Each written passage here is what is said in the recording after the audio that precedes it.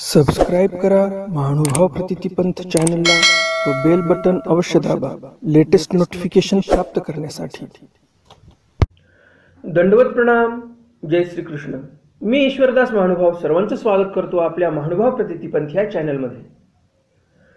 मागच्या सत्रामध्ये आपण पाहिलं स्वामींनी बाईसांना प्रेमदान कसं दिलं। आजच्या सत्रामध्ये आपण पाहणार आहोत बाईसांवर जी बाई भकत होती हंसराज, जी हंसराज बाईसांची व्यवस्थित सर्व सेवा करायची, पूजावसर करायची बाईसाचा, तीच हंसराज बाईसावर भकायला लागते। म्हणते बाईसांनी काय केलं, पयोवृत्तीचा मार्ग भंग केला, कोण महात्मा गुंफेमध्ये आणला त्याची पूजा करत आहे, त्याचं चरणोदक घेत आहे, असं काही वाईट वाईट बोलायला लागली। मग यावर स्वामी काय उपाय करतात। त्याचबरोबर पांडा जो होता त्या पांडाच्या स्वप्नामध्ये जाऊन स्वामींनी नामाचा स्वीकार कसा केला, कशी लीळा आहे, ते सर्व सविस्तर आजच्या सत्रामध्ये तुम्हाला माहिती मिळणार आहे। तर व्हिडिओ शेवटपर्यंत बघा, व्हिडिओ तुम्हाला निश्चितच आवडणार आहे आणि त्यामुळे या स्वामींच्या चरित्राला लगेच आत्ताच लाईक करा आणि आपल्या जास्तीत जास्त वासनिक मंडळीपर्यंत हा व्हिडिओ पोहोचवा। नवीन दर्शक कोणी आले असतील त्यांनी अजून चॅनलला सबस्क्राईब केलं नसेल तर लगेच चॅनलला सबस्क्राईब करा आणि बेल बटन अवश्य दाबा।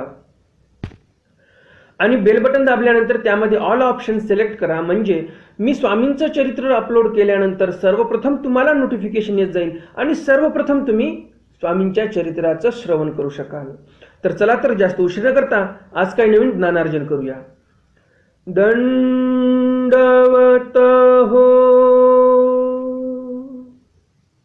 लीळा चरित्र पूर्वार्ध, लीळा क्रमांक 108।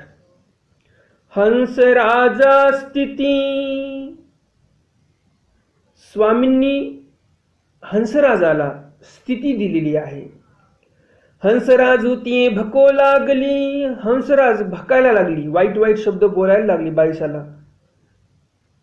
आणि काय म्हणते पुढं, वामदेवा पांड्या पुढा सांगो लागली। जो वामदेव होता त्या वामदेवा पुढं, पांड्या पुढं, या सर्वांपुढं सांगायला लागली, आमचा पयोवर्ती आमचा मार्ग या नागूबा या नासिला। आपला जो पयोवृत्तीचा सर्वश्रेष्ठ मार्ग होता तो मार्ग या नागूबाईने म्हणजेच बाईसाने नासिला म्हणजे बदनाम करून टाकलेला आहे आपल्याला। पयोवृत्ती म्हणजे काय, त्याच्यामध्ये फक्त तुम्हाला दूधच पिता येते, फक्त पिता येते, काय घ्यायचं ते पियायचं, फक्त तुम्हाला काय आहार लागतो तो प्यायचा, म्हणून पयोवृत्ती म्हणजे पिण्याचंच व्रत घेतलेलं आहे, म्हणून पयोवृत्ती असं बोलतात त्याला। तर असा मार्ग जो होता तो नासून टाकलेला आहे। कवन नेणू महात्मा एकू गुंफे अंतू घातला असे। कोणीतरी एक महात्मा आणून ठेवलाय, गुंफेमध्ये बसवलेला आहे। हे जे पयोव्रत आहे याच्यामध्ये दुसराही अर्थ असा लावतात की पयोव्रत म्हणजे काय, तर वर्षाकाठी विशिष्ट काळामध्ये फक्त दुधाचे पदार्थ घ्यायचा, दूधच प्यायचं आणि असं व्रत करून त्यांची जी काही साधना असेल ते करायची, यालाही पयोव्रत असं बोलतात। तर हे जे पयोवृत्तीचा मार्ग आहे तो नासून टाकलेला आहे असं हंसराजा म्हणत होती, वामदेवाला सांगत होती, पांड्याला सांगत होती। तर असं भकणं चालूच होतं हंसराजाचं। आणि पुन्हा स्वामींविषयी बोलायला लागली की काय कोणता महात्मा आणून ठेवला गुंफेमध्ये, गुंफा म्हणजे छोटीशी झोपडी बाईसांची जी असेल ते। आणि हे यामुळे आपल्या सगळं जनमानसामध्ये आपलं नाव बदनाम केलेलं आहे नागूबाईसाने, बाईसाने, असं ते हंसराजा बोलायला लागलेली आहे। एकदा बोलून काय गप्प बसत नव्हती, तिचं हे असं बोलणं चालूच राहायचं। तयासी पूजा करीती असे, आणि त्या महात्म्याला गुंफेमध्ये तर बसवलंच, त्या महात्म्याची पूजा करते म्हणे दररोज। तयाचे पायवणी घेती असे, त्या महात्म्याचं पायवणी म्हणजे पाय धुवून त्या माणसाचं म्हणजेच स्वामींचं चरणोदकही घेत आहे। सर्व नष्ट झालेली आहे आता नागूबाईसा, बाईसांचंच नाव नागूबाईसा होतं। बाबा ये हंसूबाईसी काही किजो का, ते पायवणी घेती असे, तयाचे उचिष्ट घेती असे। हंसूबाई म्हणते त्या महात्म्याचं हे उचिष्ट प्रसाद पण घ्यायला लागलेली आहे। ऐसे नीच भको लागली, असं दररोजच्या दररोज भकन करायला लागलेली आहे. मग एकुदिसी बाईसी म्हणितले. मग एका दिवशी बाईसाच म्हणते. काय म्हणते? बाबा ये हंसूबाईसी काही किजो का. या हंसूबाईला काहीतरी करा बरं. खूपच आपल्याविषयी वाईट वाईट बोलत आहे लोकांमध्ये जाऊन. हे काही म्हणिये व्यापारू करू न लगे. एकतर माझ्यासोबत काही काम करू लागत नाही. काही काम असेल गुंफेमधलं बाईसांचं किंवा स्वामींचं, हे तर व्यापार म्हणजे काम करू तर लागत नाही.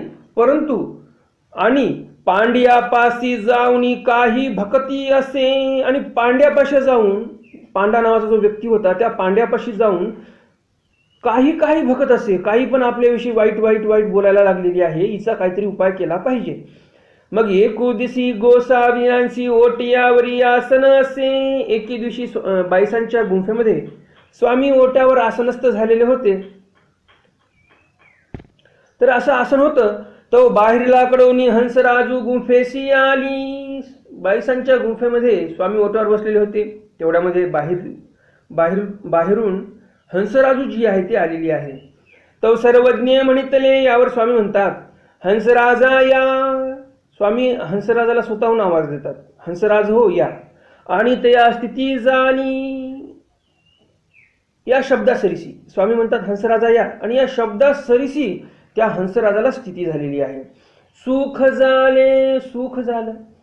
सर्वज्ञ बाईसा ते म्हणितले. सर्वज्ञ बाईसांना म्हणतात, बाई कवना एका महात्म्याची आधारी सी शब्दवेधिया रसू असे. कोण्या एका महात्म्याच्या आधारी, म्हणजे जशी महात्मा लोकांकडे गोरख झोळणा असतो किंवा गवसणी असते त्याला आधारी असं बोलतात. तर त्या आधारीमध्ये शब्दवेधिया रसू होता, म्हणजे शब्दाचा वेध घेणारा रस. तो वाटा जातू असे. तो रस्त्याने जात होता. रात्री नगरांतू तोवे तांबे घडत असे. रात्री नगरामध्ये तोवे आणि तांबे घडण्याचं काम चालू होतं. लोहार लोकांचं ते लोखंड ठोकण्याचं, तांबं ठोकण्याचं काम चालू होतं. रसा ते स्पर्शोणी शब्दू ये. तो आवाज त्या रसाला स्पर्श करायचा. कोणता रस? त्या महात्म्याच्या गोरख झोळण्यामध्ये जो शब्दवेदिया रस होता, त्या शब्दवेदिया रसाला स्पर्श करून तो आवाज मागोता तेथची विलया जाय. जिथून आवाज आलेला आहे तिथेच पुन्हा विलया जातो. तोवे तांबे असे ते सोने होय. तोवे आणि तांबे जे होते ते काय होते? त्याचं सोने होय, म्हणजे सोनं तयार झालं त्याचं. असं सामर्थ्यवान, म्हणजे एवढी ताकद आहे त्या शब्दवेदी रसामध्ये. जर कोणी आवाज करत असेल, लोखंडाला लोखंड वाजवत असेल, काही असं धातूचा आवाज झाला, तो जर आवाज त्या शब्दवेदी रसाला स्पर्शून तिथे गेला तर त्या धातूचं सोनं करण्याची ताकद जी आहे, सामर्थ्य जे आहे, ते सामर्थ्य या शब्दवेदी रसामध्ये होतं. तर असं ते रात्री नगरामधले जे काही तवे तांबे होते ते सर्व सोन्याचे होऊन गेले या शब्दवेदी रसाच्या स्पर्शून ते आवाज तिथे वापस गेल्यामुळे. तैसे परमेश्वराच्या शब्दापासून एका वेध संचरती. त्याप्रमाणे ज्याप्रमाणे शब्दवेदी रसाला फक्त त्या धातूंचा आवाज स्पर्श होऊन वापस गेला तर सोनं झालं, त्याप्रमाणे स्वामी म्हणतात परमेश्वराच्या शब्दापासून पण वेद होतो. ज्याप्रमाणे हंसराजाला इथे स्वामींच्या शब्दापासून हंसराजा या म्हटल्यानंतर वेद झालेला आहे, त्याप्रमाणे स्वामी म्हणतात की वेद होत असतो. हंसराजा स्थिती झाली स्थिती, भोगिली स्थिती, भोगली ती सर्व आनंद जे काही स्थितीमध्ये भेटायचा होता तो आनंद भोगला हंसराजाने. भंगली स्थिती, भंगून गेली. मग तीही गोसाव्यांचे सेवा दास्य करू लागली.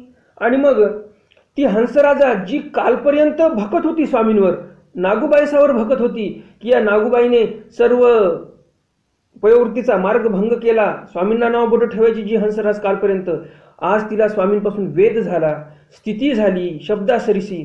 आणि ती जी नागूबाईसा होती ती पण आता गोसावियांचे दास्य करू लागली, स्वामींचं दास्य करायला लागलेली आहे. सागळ भरणी आणि ती सागळ भरून आणायची स्वामींना जे काही पाणी लागते प्यायला त्यासाठी सागळ भरून नदीवरून पाणी आणायची. पूजा करू लागती स्वामींची, जे काय त्रिकाळ पूजा आरती चालायची, त्रिकाळ पूजावसर चालायचा, बाईसा त्रिकाळ पूजावसर करायच्या, त्यामध्ये ही हंसराज पण हातभार लावायला लागली, मदत करायला लागली. स्वामींचा पूजावसर ही पण करायला लागली बाईसांसारखाच. म्हणजे स्वामींवर अशी दृढ श्रद्धा तिची बसली. ऐसी गोसावियांची आवडी संचरली अंक, अशी स्वामींची आवडी त्या हंसराजाला पण संचरलेली आहे. तर आपलं आजचं चरित्र इथे संपलेलं आहे. पुढच्या भागामध्ये आपण स्वामींच्या एका नवीन चरित्राचं श्रवण करणार आहोत, अध्ययन करणार आहोत. हे चरित्र स्वामींचं जर तुम्हाला आवडलं असेल तर लगेच व्हिडिओला लाईक करा. जर अजून लाईक केलं नसेल तर, नवीन दर्शक कोणी आले असतील त्यांनी अजून चॅनलला सबस्क्राईब केलं नसेल तर लगेच चॅनलला सबस्क्राईब करा आणि बेल बटन अवश्य दाबा. बेल बटन दाबल्यानंतर त्यामध्ये ऑल ऑप्शन सिलेक्ट करा, म्हणजे मी स्वामींचं चरित्र अपलोड केल्यानंतर सर्वप्रथम नोटिफिकेशन तुम्हाला येत जाईल आणि सर्वप्रथम तुम्ही स्वामींच्या चरित्राचं श्रवण करू शकाल. तर आजचे सत्र आपलं इथेच संपलेलं आहे. दंडवत